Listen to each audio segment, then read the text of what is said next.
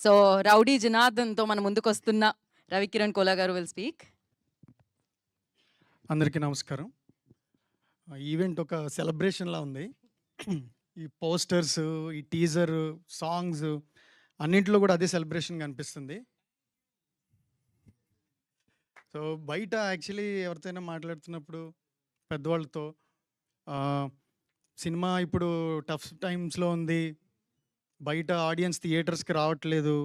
లేదా మార్కెట్ కొంచెం అన్‌ప్రెడిక్టబుల్ ఉంది అని ఇలా మాట్లాడుతూ ఉంటారు. అది నేనొచ్చినప్పుడు నా ఫస్ట్ ఫిల్మ్‌కి మాట్లాడారు. నాకంటే ముందొచ్చినోళ్ళు అది విన్నారు. ఇప్పుడు వాళ్ళు కూడా అది వింటున్నారు.